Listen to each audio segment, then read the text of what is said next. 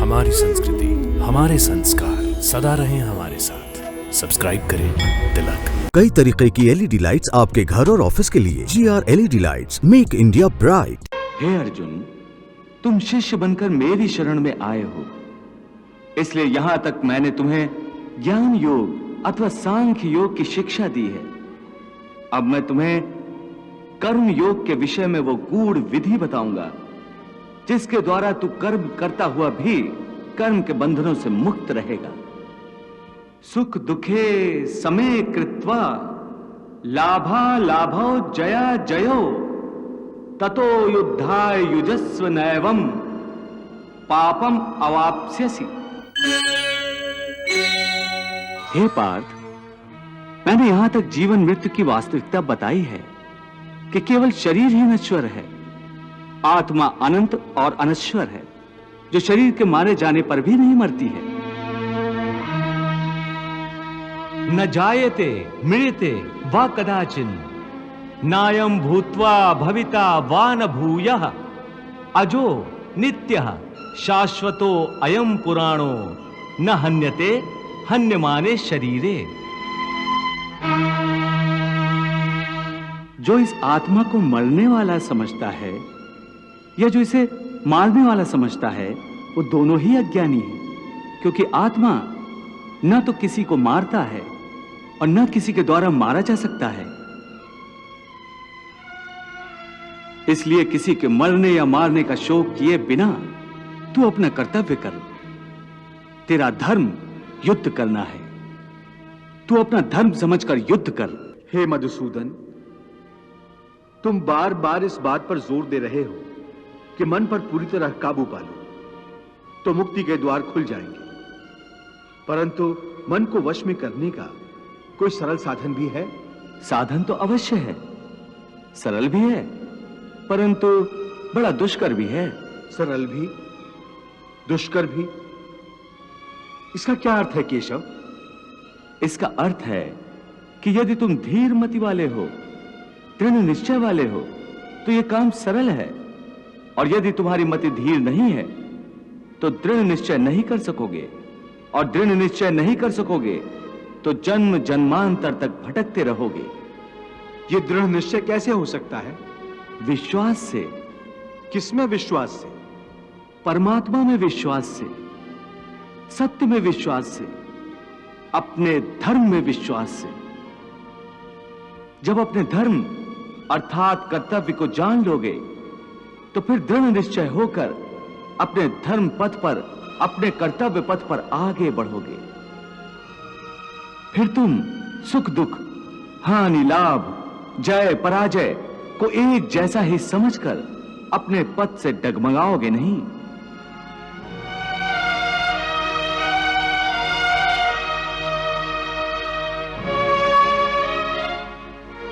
हे अर्जुन, तुम शिष्य बनकर मेरी शरण में आए हो, इसलिए यहां तक मैंने तुम्हें ज्ञान योग अथवा सांख्य योग की शिक्षा दी है। अब मैं तुम्हें कर्म योग के विषय में वो गूढ़ विधि बताऊंगा जिसके द्वारा तू कर्म करता हुआ भी कर्म के बंधनों से मुक्त रहेगा। सुख दुखे समे कृत्वा लाभा लाभो जया जयो ततो युद्धाय युजस्व नैवम पापम अवाप्स्यसि। पार्थ जय पराजय और लाभ हानि सुख दुख को कर ले स्वीकार आज तू समान भाव से। रण अलभ्य लाभ इससे वीर को न वंचित रख, तन सज्जित होने दे रण प्रदत्त घाव से। शस्त्र हैं खिलौने युद्ध भूमि खेल का आंगन, क्षत्रिय तो होते हैं युद्ध प्रिय स्वभाव से। होकर कटिबद्ध धर्म युद्ध हेतु प्रस्तुत हो, यूं तू बच जाएगा पाप के प्रभाव से। यूं तू बच जाएगा पाप के प्रभाव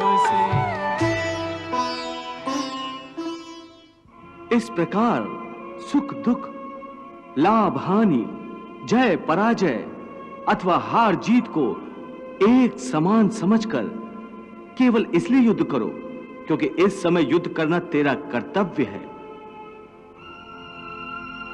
और यदि इस मानसिक वृत्ति से इसे अपना धर्म समझकर युद्ध करोगे तो तुम्हें उसका पाप नहीं लगेगा। ये क्या कह रहे हो केशव कि युद्ध करके पाप नहीं लगेगा? युद्ध में तो इतनी हिंसा होगी, लाखों प्राणियों की हत्या होगी, फिर मनुष्य उसके पाप से कैसे बचेगा? यदि कोई भी कार्य निष्काम कर्म योग की रीत से किया जाए तो ना उसका पाप लगता है और ना उसका पुण्य मिलता है। निष्काम कर्मयोग? हाँ, निष्काम कर्म योग। ये कौन सा योग है माधव जो मनुष्य को पाप और पुण्य दोनों से मुक्त कर देता है? ये एक गूढ़ विद्या है पार्थ। जो इसके रहस्य को समझ लेता है वो इस संसार में रहते हुए भी, संसार के सारे कर्म करता हुआ भी कर्म फल के बंधन से मुक्त रहता है। ये बड़ी अनोखी बात कर रहे हो केशव। मेरी बुद्धि अभी तक इसको ग्रहण नहीं कर रही। क्योंकि तुम्हारी बुद्धि पर अभी तक आसक्ति का पर्दा पड़ा हुआ है। और जो निष्काम कर्मयोग मैं बता रहा हूं उसकी बुनियाद ही निरासक्ति के आधार पर रखी गई है। हे अर्जुन, इस निरासक्ति योग को समझ लोगे तो तुम्हारे जीवन में पूर्ण शांति आ जाएगी। हे माधव, इस योग की साधना कैसे करते हैं? इस योग के नियम क्या हैं? उसकी साधना के लिए कोई हजारों वर्षों की तपस्या की आवश्यकता नहीं। इसकी साधना तो एक ही क्षण में हो जाती है। एक ही क्षण में? हाँ, एक ही क्षण में। जिस क्षण में प्राणी अपने मन का रवैया बदल लेता है वही क्षण। परंतु हे केशव, कोई भी मनुष्य एक ही क्षण में आसक्ति को कैसे छोड़ सकता है? जब वो कर्म करता है तो उसके फल की आसक्ति तो उसे कर्म का हिस्सा होती है, जिसके अंतर्गत फल पाने की इच्छा से ही कर्म करता है। हे अर्जुन, बस यहीं से निष्काम कर्म योग की साधना शुरू होती है। अर्थात तुमने कहा कि प्राणी फल पाने की इच्छा से ही कर्म करता है, परंतु निष्काम कर्मयोग यह सिखाता है कि फल पाने की इच्छा से नहीं, बल्कि अपना कर्तव्य पूरा करने के लिए, अपने धर्म का पालन करने के लिए कर्म करो। फल पर भरोसा रखकर कर्म मत करो, क्योंकि फल पाना तुम्हारे हाथ में नहीं, तुम्हारे अधिकार में केवल कर्म करना ही है। कर्मण्येवाधिकारस्ते मां फलेषु कदाचन मां कर्म फल हेतुर्भूर्मा ते संगोस्त कर्मणि। कर्म तेरे अधिकार में केवल कर्म किए जा, तू कर्म किए जा। फल की इच्छा त्याग के अर्जुन पालन अपना धर्म किए जा। इस स्थिति में क्या धर्म है तेरा, ज्ञात तू इसका मर्म किए जा। तेरे लिए जो धर्म है निश्चित निष्ठा से वो कर्म किए जा। तेरे लिए जो धर्म है निश्चित निष्ठा से वो कर्म किए जा। हे पार्थ, तुम कर्म कर सकते हो, कर्म करने का संकल्प कर सकते हो, परंतु इसका फल पाना तुम्हारे हाथों में नहीं है। हे मधुसूदन, मैं जिस काम का संकल्प करूंगा वो काम तो मैं करूंगा ही। जब भोजन करने का निश्चय करके बैठूंगा तो निवाला उठाकर मुंह में रखूंगा ही, तभी तो उसे खाऊंगा। यदि वो खाने का निवाला तुम्हारे प्रारब्ध में नहीं है तो उसे तुम मुंह तक तो ले जाओगे, परंतु उस ग्रास का एक दाना भी अपने मुंह में नहीं रख सकोगे। हे अर्जुन, केवल कर्म का संकल्प ही प्राणी के अधिकार में है, उसका फल प्राणी के अधिकार में नहीं है। वो कैसे? मैं बताता हूं कैसे।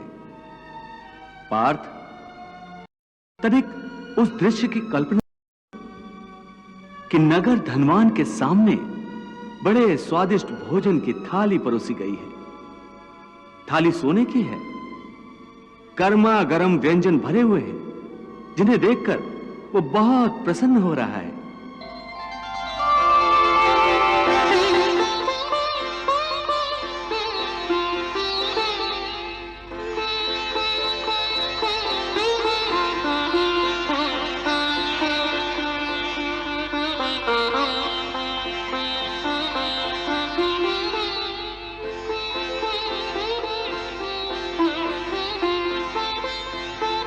वो बड़ी प्रसन्नता से पहला निवाला उठाता है।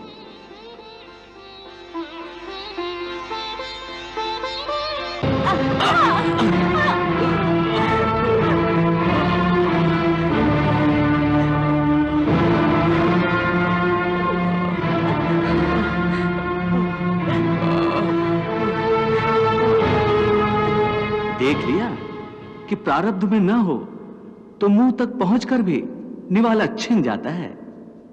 परंतु हे अर्जुन, इस उदाहरण का यह अर्थ भी नहीं है कि तुम सब कुछ प्रारब्ध पर छोड़कर स्वयं अकर्मण्य हो जाओ। याद रखो, मैंने कहा है, मां कर्म फल हेतुर्भु माते संगोस्तु कर्मणि। वाह प्रभु वाह। बहती रही गीता की गंगा, कर्म की धारा भक्ति की धारा। अर्जुन के संग उस गंगा में करता रहा स्नान जग सारा।